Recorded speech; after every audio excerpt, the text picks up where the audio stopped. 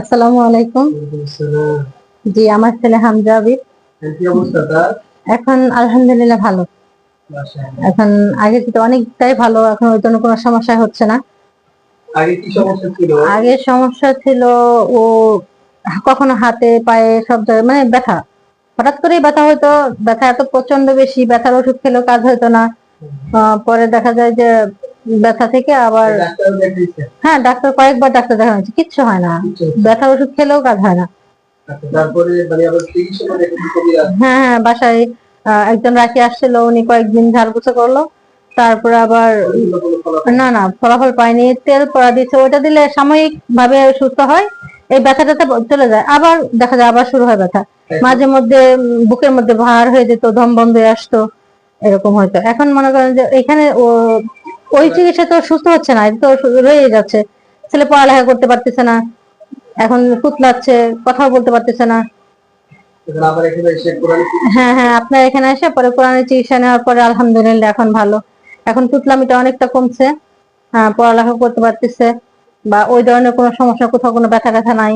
স্বপ্নে যে মারতো এসে ভয় দেখাইতো, ওই জিনিসগুলো এখন আর নাই আলহামদুলিল্লাহ। তো এই একদিন সুস্থ হতেন আর কয়েকজন চিকিৎসক নিয়ে আসছেন? হ্যাঁ, সুস্থ হওয়ার পরে আমার বাড়ির আরো 3 জন নিয়ে আসছি। আচ্ছা, মাশাআল্লাহ। আরো 3-4 জন নিয়ে আসছেন? হ্যাঁ হ্যাঁ, আর 3-4 জন নিয়ে আসছি চিকিৎসা করার জন্য। তাদেরও আলহামদুলিল্লাহ এখন মোটামুটি ভালো।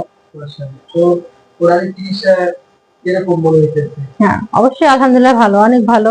কোরআনের উপর তার কোনো কিছু নাই। আমিও চাই না যে কোনো কুফরির দ্বারা কোনো আমার ছেলে সুস্থ হোক।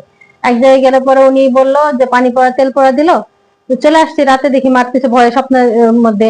পরে ওনার কাছে পরের দিন আবার গেলাম, যেহেতু টাকা দিয়ে চিকিৎসা নিচ্ছি, ওনার তো কিছুই হয়নি। উনি বলছে আজকে কেন আসছেন, 40 দিন অপেক্ষা করেন। তো এরকম ভাবে 40 দিন অপেক্ষা করবো, আমার ছেলে প্রতিদিন মার খাবে, এরকম ভয় পাবে, তো তো চিকিৎসা হচ্ছে না। পরে উনি বললো যে আচ্ছা ঠিক আছে, তাহলে একটা করেন, তাবিজ দেবো, তাবিজ নিয়ে যান। একটা কাগজের মধ্যে লেখা আছে আরবি, উনি বললো যে এটা নিয়ে যান, ছবি উঠে নিয়ে যান, এটা একটা রূপার তাবিজে পরে ঝুলাই দিন। তো আমি, আমার ভাইয়া ওটা নিয়ে আসছে, যায় যে ছেলে বাইনে এরকম ব্যথা পাইতেছে বা কষ্ট পাচ্ছে। দ্বিতীয় দিন নিয়ে আসার পরে আমার দিল যে এটা তাবিজে ভরে দিতে বলছে। আমি আর ওটা হাতে নিই না, যে ওটা রেখে দেন, কারণ আমি তাবিজ ঝুলাবো না। আমাদের এখানে কোনো তাবিজ? না না না, কোনো তাবিজ আমি এই জন্য এখানে আরো বেশি বিশ্বাস করি যে না, কোনো তাবিজ কবজ এগুলোর মধ্যে আমি চিকিৎসা করবো না। না, আল্লাহর কোরআনের চিকিৎসা ঠিক আছে, এটাই সর্বোত্তম চিকিৎসা। এই জন্য মনে করি এখানে চিকিৎসা নেওয়া।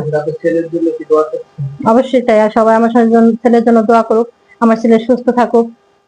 আমার ছেলে আর কখনো কোনো ক্ষয়ক্ষতি না হোক। হ্যাঁ, কিন্তু দোয়াটা সবার কাছে। হ্যাঁ, বলো সবাই আমার জন্য দোয়া করবে।